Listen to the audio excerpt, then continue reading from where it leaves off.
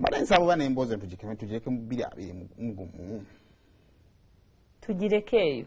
Tugirekeeyo tugimalize tugireke mu 2021. Tuleke Katonda akole okusalawo kwe.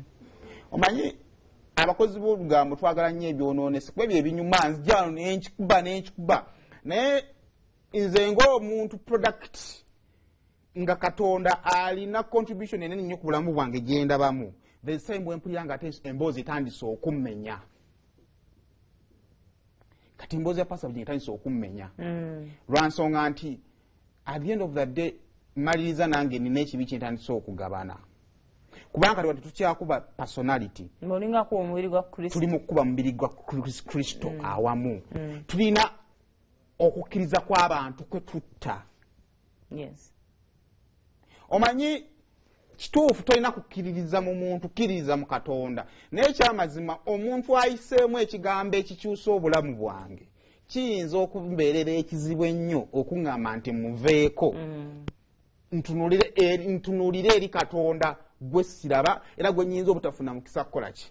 Sigamba nti temukkiririza mu Katonda naye abasumba kyekifaananyi ekikiikirira Katonda ku nsi era omusumba yagamba nti awo wooli nkubuulira 2021 togenda kuddawo mu linnya erya Yesu n'owulira Katonda ayogedde. Ago ge mazima g'obulamu. Kyova olaba nti abasumba bane following y'amaanyi nnyo. Kyova olaba nga waliwo ateekawo omubiri n'agwebaka. Kati saa zino waliwo omuntu mu mutima ogwo haati nga tayagala kukkiriza kuba nange nali mbaddeko bwe ntyo. Nga saagala kukkiriza nti ebyogerwa byogerwa. Nali mpagira nnyo omupiira nga bakuba Manu saagala kuwuliriza sports lwa nsonga emu. Saagala kuwulira ddamu kwekolinga kyabaddewo nti Manu baagikubye. Naye nga baagikubye. Kati wo time level gy'otuukako ate n'okkiriza kati ati Manu yakola ki? Yaggwamu yayebaayeba. Naye nga tonnakukkiriza nti Manu yayebaayeba obeera mu mbeera egamba nti naye tekisoboka. Ng'owulira mu mutima mbuli tekisoboka tekirina olw'omukwano gw'olina. Kati abantu abayita mu mbeera eyo tobamanyi muwendo. Tayagala kuwulira ku mboozi ekwata ku musumba kubanga ate musumba oyo alina we yamujja. Truth be told kino nkiddamu abantu bangi ng'obulamu bwabwe bukyuse olw'omwami oyo. Naye kati ekisinga okuluma emboozi gyegenze etandise kati tekyaffectinga kkanisa emu ekuba kkanisa yawamu. Kati wowulira ebigambo bya Musumba Kayiwa omwangu w'okuvuma naye ajja muyisaamu eggaali naye ate ku bantu abakulidde mu kkanisa Musumba Kayiwa, Musumba Kayanja, Apostle Seradda, genda ku full gospel waba musumba wantante baani.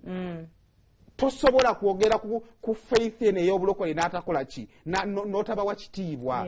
Kati bw'olaba taata wo bw'osanga taata wo ku kkubo ng'aguddeko yeefukidde oyinza okumuyitako naye ogenda mu mutima amaziga gakkulukuta. Emboozi eyo nga bwe muli mikwano gyange kambabuulireko ku Lwokubiri ng'ennaku z'omwezi 7 Susan Makula agenda kubanga annyanjula mu bazadde be. Ogenda okukyalayo nagendayo kusaba ekyantwala to pray omuntu yenna yina asabirwa niwabanga ali condemned agenda kufa era asabirwa buli muntu yenna alina access okusaba eri Katonda. Ensonga lwaki nagendayo okusabira omukisa famire yaba bampita asawerekera nagenda kusabira abantu naye olwakubanga waliwo engeri gye batusabamu bagisa batya ye dress code naye twayambala dress code yali yabwereere byali awo byabwereere buli omu nga aweba kwambaza bwambaza nange nenga lwaki nange mbeera odd man out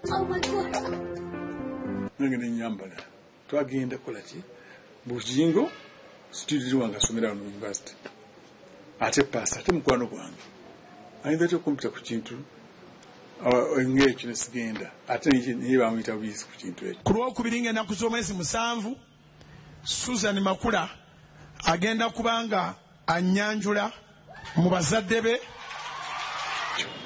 It was Well, it was a get together. It was a general get together of people abali involved in Bulambu bwa Bugingo.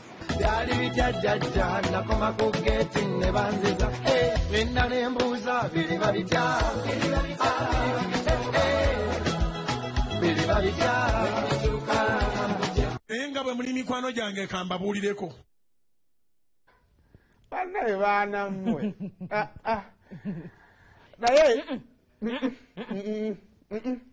Naye nze mu byonna buli muti yenna nga wakkiriza Katonda okubeera omulokozi bwe njala okitegeere nti Katonda akyaliyo, eggulu gye liri, Katonda akyafuga nga bwe yali ng'afuga. Ate nze mu nzikiriza yange n'ekino kirimu Katonda. Kubanga enjiri entuufu singa ejja kati nga Katonda Yesu si waakudda kati kashegeza mwena mugenda kutuuka nga muli redde okutuuka okugenda mu ggulu mutuuke mu ekyawe. Kashegeza mufuna abadde alina obbatuusa mu ggulu mulina okato okwekyusa n'agwamu ate ne muddamu mulokoke buto walina obba omusumba omulala w'amaanyi agenda oyimuka. Ono si asoose. Kampala's had big pastors.